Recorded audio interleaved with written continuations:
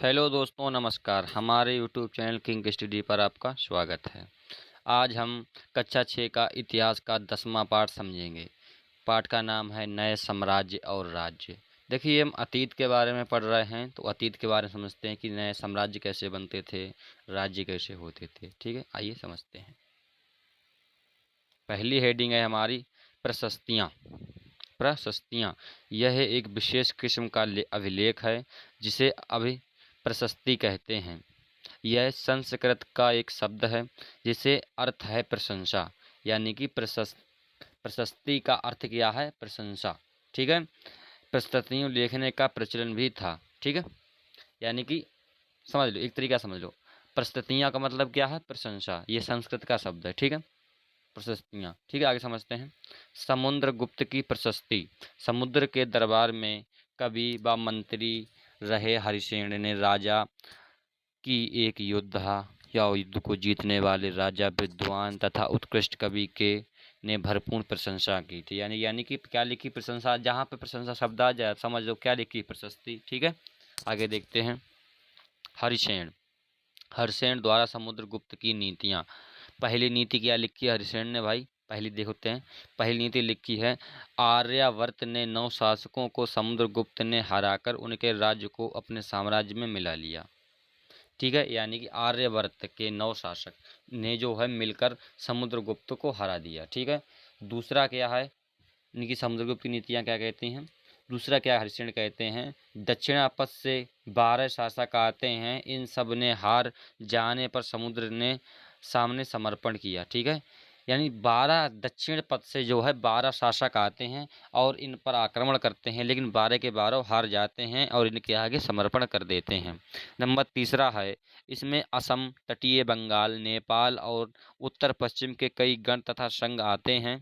ये समुद्र के लिए उपहार लाते हैं। ठीक है, और अपनी आज्ञाओं का पालन करते हैं और अपने दरबार में उपस्थिति हुआ करते थे। ठीक है, ये तो नीति है हो गई इनकी। नंबर चौथी नीति क्या थी समुद्रगुप्त की? कुषाण तथा शक शासक और श्रीलंका के शासक भी थे।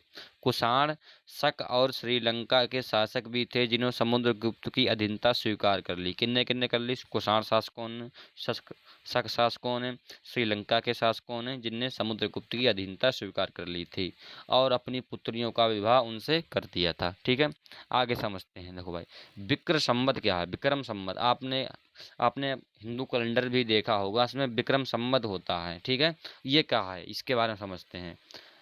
58 ईसा पूर्व में प्रारंभ होने वाले विक्रम संवत को गुप्त राजा चंद्रगुप्त द्वितीय के नाम से जोड़ा जाता है। ठीक है, यानी कि चंद्रगुप्त द्वितीय के नाम से जोड़ा जाता है। ये कब? गुप्त के राजा थे, गुप्त वंश के। ठीक है, इस ऐसा कहा जाता है कि उन्होंने शकों पर विजयी के प्रतीक के रूप में इस संवत की स्थापना तथा विक्रमादित्य की उपाधि ग्रहण की थी। यानी कि संवत की शुरुआत किसके नाम पर हुई थी? चंद्रगुप्त द्वितीय के नाम पर। ठीक है, और इन्होंने विक्रमादित्य की उपाधि भी धारण की थी। ठीक है, आगे समझते हैं।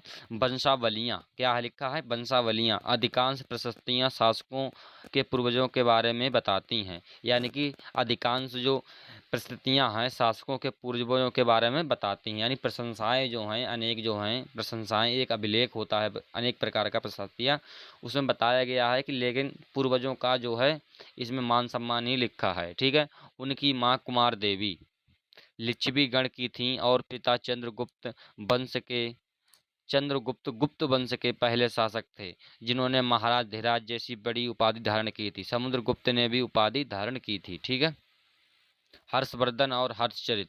1400 साल पहले हर्षवर्धन ने शासन किया। उनके दरबारी कवि बाणभट्ट ने संस्कृत में अपनी जीवनी हर्षचरित लिखी। इसमें हर्षवर्धन की वंशावली देते हुए उनके राजा बनने तक का वर्णन है। चीनी यात्री हेन वर्ष के हर्ष के दरबार में रहे। उन्होंने वहाँ जो कुछ देखा उसका विस्तृत विवरण दिया है। ठीक है, समझ गए? ये चीन यात्री लिख रहा है। ठीक है, थानेश्वर के राजा बने मगध और बंगाल को जीतकर उन्होंने पूर्व में मिला लिया। किसने? हर्ष ने। ठीक है, दक्कन की ओर बढ़ने की कोशिश की, तब चालुकाय नरेश पुलस्कन द्वितीय ने उन्हें रोक दिया। पुलस्कन द्वितीय से इनकी हार हो गई थी। ठीक है, पुलस्कन द्वितीय ने हर्ष को हरा दिया था। ठीक है, आगे देखते हैं प्रशस्तियाँ। इस काल में पल्लव और चालुकाय दक्षिण भारत के सबसे महत्वपूर्ण राजवंश थे। ठीक है, दक्षिण में कौन कौन से सबसे महत्वपूर्ण शासक थे? पल्लव थे और चालुकाय। ठीक है, पल्लवों का राज्य राजधानी पल्लवों पल्लवों का राज्य राजधानी कांचीपुरम के आसपास, यानी पल्लवों की राजधानी कहाँ थी? कांचीपुरम। ठीक है, आसपास के क्षेत्रों से लेकर कावेरी नदी के डेल्टा तक फैला था। यानी कावेरी नदी को जहाँ अभी पढ़ाया था हमने एक पार्ट में, कावेरी नदी जो है इसका जो है डेल्टा भी है, और इसकी जो मिट्टी जो उपजाऊ बहुत होती है कावेरी नदी की दक्षिण में। ठीक है, यहाँ तक इनका शासन था, कावेरी नदी के डेल्टा तक। ठीक है, समझ गए आप लोग। और जिनकी राजधानी कहाँ थी? कांचीपुरम। ठीक है, जबकि चालुक्यों के राजा कृष्णा और तुंगभद्रा नदियों के बीच स्थित था। ठीक है, यानी कि पल्लवों का आप लोगों ने समझ लिया, ये कावेरी नदी के निकट थे। ठीक है, लेकिन चालुकाय कौन सी नदियों के निकट थे? कृष्णा और तुंगभद्रा नदियों के बीच स्थित था। चालुकाओं की राजधानी एहोल थी। कौन सी थी? एहोल। और पल्लवों की कौन सी थी? कांचीपुरम। ठीक है, याद रखना भाई, इसीलिए आपको बेर बेर कहलवा रहे हैं। आप लोग एक कॉपी पेन लेकर संग में बैठा करो। ठीक है भाई, आगे देखते हैं। यह एक प्रमुख व्यापारिक केंद्र था। चालुक्यों की राजधानी थी एहोल। यह एक प्रमुख व्यापारिक केंद्र था। धीरे धीरे यह धार्मिक केंद्र भी बन गया, जहाँ कई मंदिर हैं। पल्लव और चालुक्य एक दूसरे की सीमाओं का अतिक्रमण भी करते थे। ठीक है, बताया गया इसमें। ठीक है, पुलकेशन द्वितीय सबसे प्रसिद्ध चालुक्य राजा थे। यानी चालुक्य वंश के सबसे प्रसिद्ध शासक कौन थे? पुलकेशन द्वितीय, जिन्होंने हर्ष को हराया था। अभी पीछे हेडिंग पढ़ा था हमने। ठीक है, इनके बारे में हमें उनके दरबारी कवि रवि कीर्ति द्वारा रचित प्रशस्ति में पता चलता है कि रवि कीर्ति के अनुसार उन्हें पूर्व तथा पश्चिम दोनों समुद्र तटीय इलाकों में अपने अभियान चलाए। ठीक है, इसके अतिरिक्त उन्होंने हर्ष को भी आगे नहीं बढ़ने से रोका था। ठीक है, हमने बताया था अभी, हर्ष ने वो करना पुलकेशन द्वितीय ने। अब हेडिंग क्या है? इन राज्यों का प्रशासन कैसे चलता था? ठीक है, इसके बाद समझते हैं। प्रशासन की प्राथमिक इकाई गांव में होते थे। यानी प्रशासन की जो प्राथमिक इकाई है गांव होते थे, लेकिन धीरे धीरे कई नए बदलाव आए। कुछ महत्वपूर्ण प्रशासकीय पद अनुवांशिक बन गए, यानी कि वांशिक बन गए। ठीक है, अनुवांशिक, कभी कभी एक ही व्यक्ति कई पदों पर कार्य करता था। वहाँ के स्थानीय प्रशासन के प्रमुख व्यक्तियों का बोलबाला था। ठीक है, ऐसे प्रशासन होता था, यानी कि वंशावली चलती थी। यानी राजा का पुत्र राजा ही बनेगा, नौकर का पुत्र नौकर ही बनेगा। ठीक है, इसके बारे में बताया गया है। आगे देखते हैं। एक पहली दूसरी हेडिंग क्या है? नए प्रकार की सेना। सामंत भूमि से कर वसूलते थे। सामंत, ठीक है, सामंत एक तरीका से ब्राह्मण थे। ठीक है, सामंत भूमि से कर वसूलते थे, जिससे वे सेना तथा घोड़ों की देखभाल करते थे। साथ ही वे इससे युद्ध के लिए हथियार जुटाते थे। ठीक है, सामंत जो थे पूजा पाठ करते थे, और राजा इन्हें जो है थोड़ी भूमि दे देते थे, और ये इनसे भूमि से मजदूरों से काम करवाते, उनसे कर लेते थे, और कर से सेना बनाते थे। ठीक है, और सेना तथा घोड़ों की देखभाल करते थे, और युद्ध के लिए हथियार भी बनाते थे सामंत। ठीक, समझ आ दी आपको पूरी कहानी सामंत की। आगे देखते हैं। दक्षिण के राजाओं में सभाएं। दक्षिण के राज्यों में सभाएं। पल्लवों के अभिलेखों में कई स्थानीय सभाओं की चर्चा की गई है। ठीक है, पल्लवों के अभिलेखों में कई स्थानीय सभाओं की चर्चा की गई है। इनमें से एक था ब्राह्मण भूस्वामियों का संगठन, जिसे सभा कहते हैं। ठीक है, देखो पल्लवों की राजधानी क्या थी? कांचीरंगम। यही तो बताया था। ये कौन सी नदी किनारे था पल्लव? आप बताओ, आप लोग को बताया था कौन सी नदी में था? बताइए भैया, अभी देखो आपको बताया था कावेरी नदी में। कौन सा था? कावेरी नदी में। कौन सा था? कावेरी नदी में। और क्या नाम जो थे पल्लव कौन सी नदी किनारे बसे थे? बीच में बसे थे तुंगभद्रा और कृष्णा नदी के किनारे। ठीक है, अब समझते हैं। इनमें से एक एक संगठन ब्राह्मणों का था। ठीक है, जिन्हें सभा कहते थे।